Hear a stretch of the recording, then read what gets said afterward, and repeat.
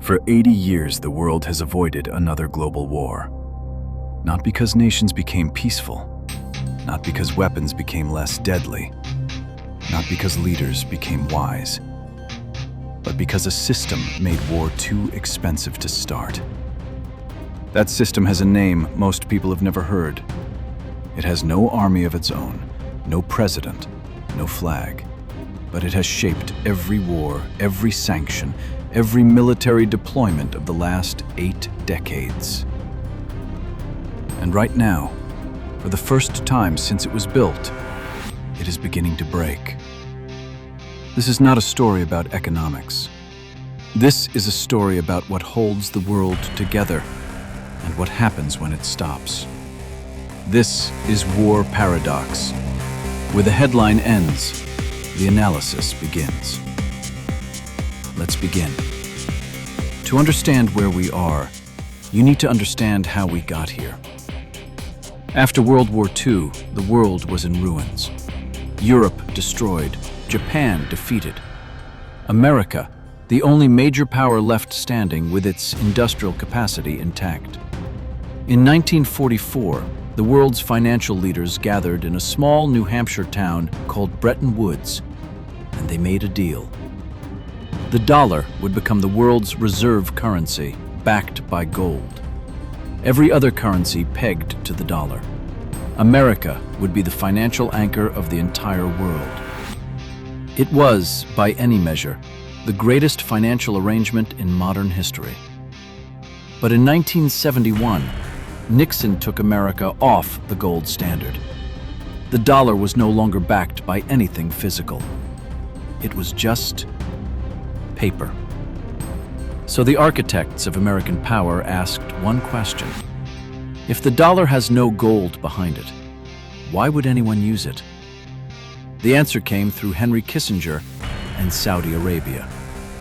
In 1973, in the aftermath of the OPEC oil embargo that nearly broke the Western world, the United States made a private agreement with the Saudi royal family. America would guarantee the survival of the House of Saud, military protection, weapons, political cover. In exchange, Saudi Arabia would do 3 things. Price all oil sales in US dollars, only dollars. Reinvest oil profits into US Treasury bonds, financing American debt. Use OPEC influence to keep the entire oil market dollar-denominated. And just like that, the petrodollar was born. Now consider what this means at actual scale. Today, nearly 80% of all globally traded oil is still priced in dollars.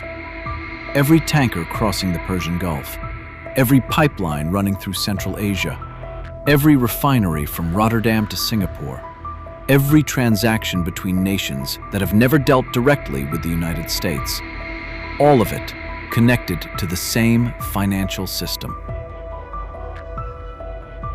Think of it this way. At this very moment, somewhere on the ocean, there are over 6,000 oil tankers in transit.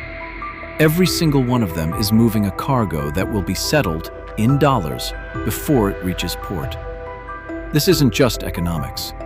It is shipping lanes. It is aircraft carriers. It is control of the world's energy arteries. And all of it backed by the same thing, the US Navy, positioned at every major choke point on Earth. And the system held. Every system has rules, and this one was no different. Analyst Simon Dixon described it as the proof of weapons network, a structure where access to global trade required dollars, and dollars required playing by rules that were never publicly stated but universally understood. Rule 1. Price your energy in dollars. Rule 2. Do not threaten U.S. financial or strategic interests. Follow the rules. You received investment, protection, and access to the global economy. Step outside the rules, and a pattern emerged that analysts have studied and debated for decades. When Iraq began exploring oil sales in euros in the early 2000s, it challenged a system built around the dollar. Officially, the invasion that followed was about weapons of mass destruction, weapons that were never found. Within months of the invasion, Iraqi oil sales returned to dollars. Whether the dollar was the cause, a contributing factor, or a coincidence, analysts in financial and strategic circles have debated that question for 2 decades. The sequence of events, however, is not disputed. When Muammar Gaddafi proposed a gold-backed African currency to replace the dollar in regional oil trade, his proposal drew immediate attention in Western capitals. NATO intervened. Gaddafi was killed. The currency proposal died with him. Again, analysts disagree on the weight of the dollar motive. The outcome, however, is documented. Iran has priced oil outside the dollar since 2012. The result, one of the most sustained sanctions campaigns in modern history. The architectural logic, regardless of intent, produced a consistent outcome. Nations that challenged dollar dominance in energy trade faced consequences. Whether designed or emergent, the pattern held. And for decades, it produced the longest period of relative great power peace in modern history. But peace built on enforcement is not peace. It is managed tension. And managed tension has a breaking point. Most analysis of the petrodollar focuses on what it built. But there is a second story, almost entirely absent from mainstream coverage. Because while America was enforcing the rules from the outside, the nations watching were quietly building a door out. And the question that actually determines the next decade of geopolitics is not whether the petrodollar survives. It is how fast it doesn't. You are probably thinking, analysts have been predicting the dollar's collapse for years. It never happens. That assumption is about to become the most expensive one in modern geopolitics. The nations that resented the rules began building an alternative, quietly at first. In 2009, China began signing bilateral trade agreements in yuan, bypassing the dollar entirely. In 2014, after US sanctions on Russia following Crimea, Moscow accelerated de-dollarization, selling US treasuries, building gold reserves, developing alternative payment systems. Then in 2023, Russia was ejected from the SWIFT international banking network, and the message received by every nation watching was clear. The United States can lock you out of the global financial system without firing a single bullet. The response from the global South was not fear, it was determination. Brazil, Russia, India, China, South Africa, the BRICS bloc expanded aggressively. By 2024, BRICS nations collectively represented a larger share of global GDP by purchasing power than the G7. China cut its US Treasury holdings from $1.3 trillion in 2013 down to $682 billion by late 2025. Central banks worldwide purchased over 1,000 metric tons of gold annually for 3 consecutive years, a level not seen since the 1960s. Saudi Arabia, America's most critical petrodollar partner, signed a mutual defense agreement with Pakistan in 2025. For the first time in history, the kingdom placed itself under a nuclear umbrella that was not American. And China and Saudi Arabia began discussing pricing some oil sales in yuan. For the first time in 50 years, the petrodollar has a serious challenger. The dollar still dominates, roughly 57% of global reserve currency holdings, down from 73% in 2000, a 16 percentage point drop in 25 years. Not a collapse, but a retreat. And retreating empires are the most dangerous kind. Most coverage of dollar decline focuses on economics, charts, reserve percentages, trade agreements. But in January 2026, something happened in the Swiss Alps that financial news largely buried. The people who built globalization, the architects of the system governing the world economy for 80 years, stood in front of each other and admitted it had failed. What was said at Davos 2026 is the clearest public signal yet of what comes next. And what comes next is not an economic correction. U.S. Commerce Secretary Howard Lutnick stood before the assembled leaders of the global financial order and said, "Globalization has failed the West and the United States of America. It has left America behind. It has left the American workers behind." This was not a fringe economist. This was the U.S. government, at the very forum that built and promoted globalization, declaring the experiment over. Canada's Prime Minister Mark Carney, himself a former Goldman Sachs executive and central banker, declared that he no longer shared belief in the rules-based international order. BlackRock CEO Larry Fink admitted that Davos itself feels out of step with the moment. JP Morgan's CEO Jamie Dimon told the crowd, "You didn't do a particularly good job making the world a better place." The Doomsday clock was moved to 89 seconds to midnight, the closest it has ever been. The question at Davos 2026 was no longer, how do we defend globalization? It was, how do we divide power in the new world order? That question is the most dangerous question in modern geopolitics, because history tells us what happens when great powers compete over how to divide a world. A third world war is not inevitable.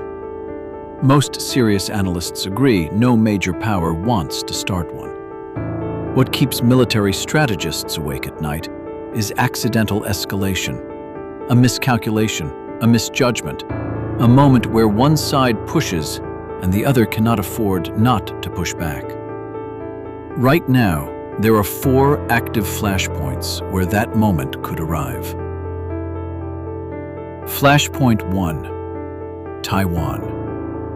The island that produces over 90% of the world's most advanced semiconductors. Without Taiwan, the global economy stops. China's late 2025 drills were the most extensive in history. The U.S. is legally bound to arm Taiwan, but its own war games suggest it cannot guarantee victory in a direct confrontation. The risk is not a Pearl Harbor. It is a Cuban Missile Crisis, a blockade neither side can back down from. Flashpoint 2. Ukraine and the nuclear threshold. On February 5, 2026, the New START treaty expired, the last nuclear arms control agreement between the U.S. and Russia.